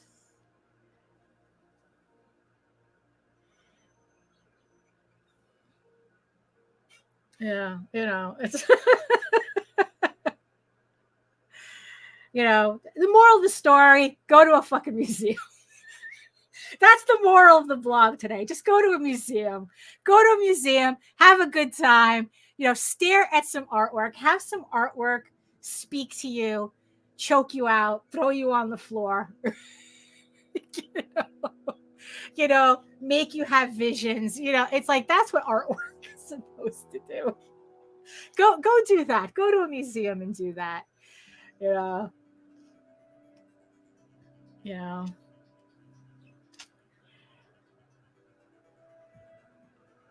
Go see a Frida Kahlo in person. Go see a Diego Rivera mural.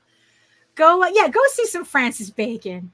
It's like I really have to appreciate. I mean, are you familiar with Marshall Arisman? He passed recently. He was an American illustrator who I actually had him as a teacher for SVA at SVA for one of my classes. And and to see Marshall Arisman's work and how much he was inspired by Francis Bacon is really interesting. Oh,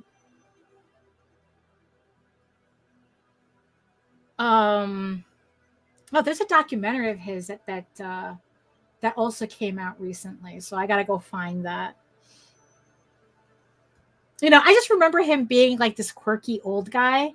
He was pleasant enough, I guess. I try not to remember my time at SVA too much.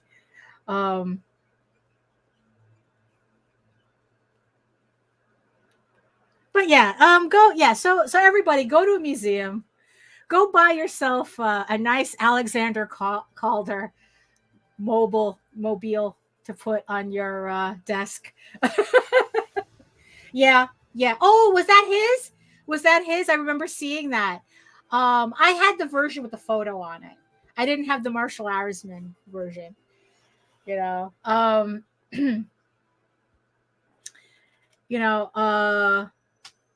Although that would be the perfect cover for American Psycho.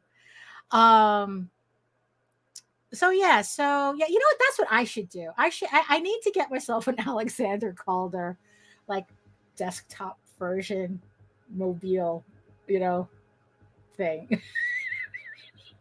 I need to. I need to next time I go. I'll make sure to pick one up, or get something that hangs from the ceiling. I think my ceiling fan might get in the way. But yeah, I need. Yeah, you know what? Yeah, I need that. I need that.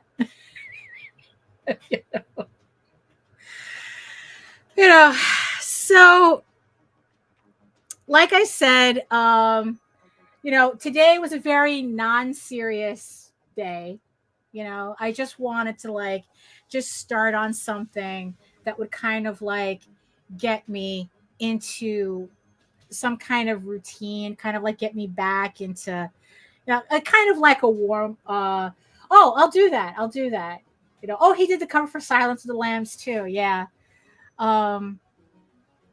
So it's like, it was just something for us to, just for me to kind of just work on while we were talking and whatnot. And I think we had a pretty good conversation today.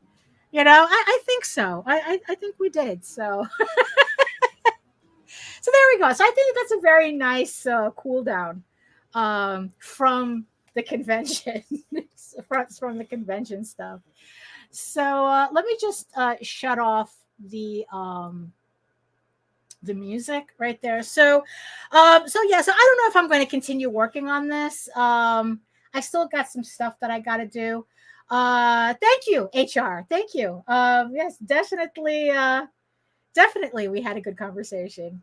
And Jake as well. Thank you so much, everybody else too. Everybody else in the chat. Thank you so much, everybody in the chat, for joining in today. It's like I hope you got a little something out of it, if only to maybe question the ability, your need to go to a convention if you don't have to.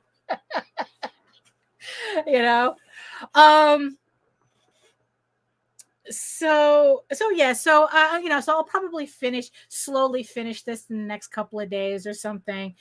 Maybe I don't know. It depends on how I feel. Like I said, I got to do some other things as well. I got to finish my laundry. Boring stuff, but that's kind of how it works, right? So let me just switch over. There we go. There it is. Let me just put this over here. So I think we had a really nice time today. Thank you so much, everybody, for coming. Thank you so much, everybody in the chat. Thank you so much for my eyeball people watching who actually, and I hope that you are working along with me. Yes, thank you, HR. Thank you. Thank you, sir. It's like if you hadn't shown me that artwork, it's like we wouldn't have gone in the direction that we did. So you see, that's why, I like these things. You see, even doing a live stream, I think is better than a convention.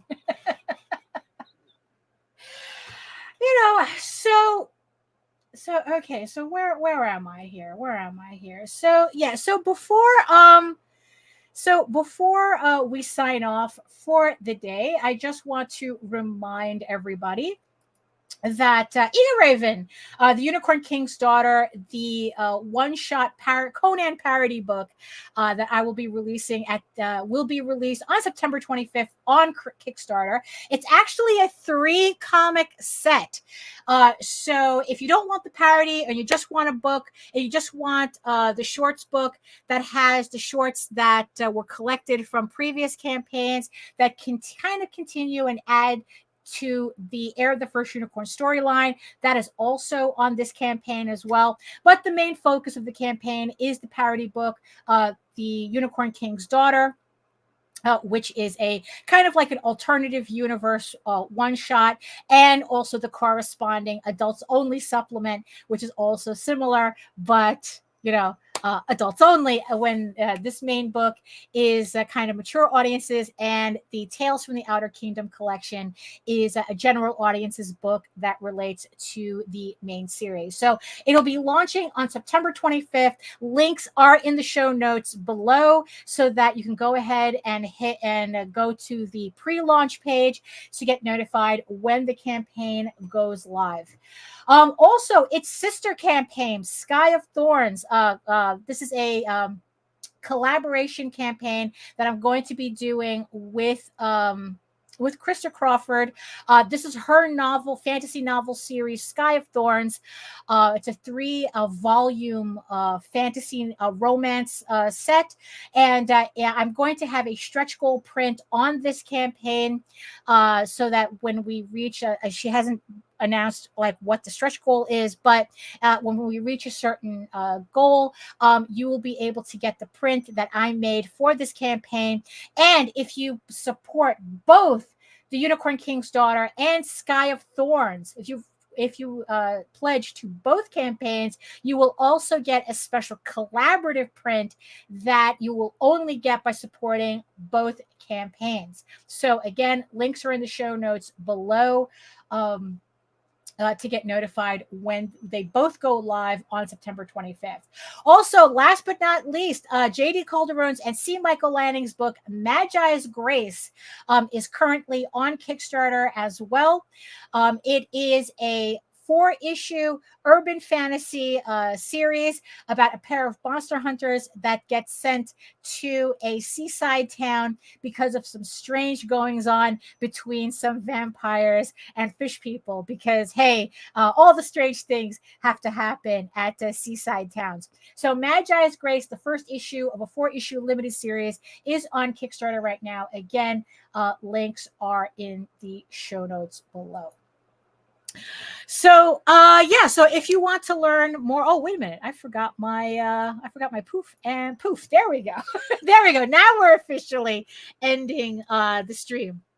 So yeah, so like I said, thank you again, everybody, for joining me, keeping me company as I'm trying to like get my brain together to get back to work on all the stuff that I need to do. But hey, you know, let's focus on one thing at a time so that we can try to avoid that decision paralysis. So if you want to learn more about me and my artwork and everything else that I do, including my future campaigns, you got to head on over to my main portfolio site at egoworks.com, EGOWORKS, where you can find links to all of my galleries and social media sites, including here. But I mostly post to Facebook if you are interested in seeing sketches and current work in progress and whatever live updates I might have. Oh, and if I decide to finish this piece, it will also be on Facebook as well. And remember that you can catch all my videos on how I make my comics and my artwork, and also all my vlogs on my channel at Daphne Lage, Lage Art. And remember that it also simulcasts through the Indie Comics Network. So make sure you like, share, subscribe, and hit the notification bell so that you get notified whenever any of the shows go live. So next week, I'm most likely not going to have a live stream because I will be taking Nita to a museum. So Nita's going to be here. We're going to have a good time. We're going to see Central Park and probably hit the Met while we're there. Who knows? It's like, you know, anything can happen. You know, eat some truck falafel while we're at it. We're going to have a fun time. So there's not going to be any live stream on Wednesday next week. However, we are going to have another vlog on Friday, this coming Friday at 11 a.m., where she will be broadcasting from Heather's basement. Literally. So we're going to have a really fun time there. Make sure to not miss it. And remember, you can read Ego Raven, Air the First Unicorn, for free, uploading every day, Monday through Friday. But if you prefer your fantasy to be more of a furry Lord of the Rings adventure, you can follow the link over to Tall Tales, TAILSonline.com. And not only can you read the first 20 issues of Tall Tales for free, but you can catch up on the latest story arc, Tears of the Mother, which is also currently uploading Monday through Friday, which only reminds me that I have to edit more pages so that I can continue the uploads so that you don't miss an upload. So I keep hitting the wrong thing here. So thank you so much, everybody, for coming today. Thank you for keeping me company, and we're doing some artwork, talking some art, and remember to visit museums as often as you can, because you know what, you do need to see these things in person to really get the full experience. You know, all the photos in the world doesn't do it justice. You have to, you know, it's like make a point to see this stuff in person. You know, so thank you again, everybody, for coming. And yeah, and I will see you next time. You are all weirdos. Ugh.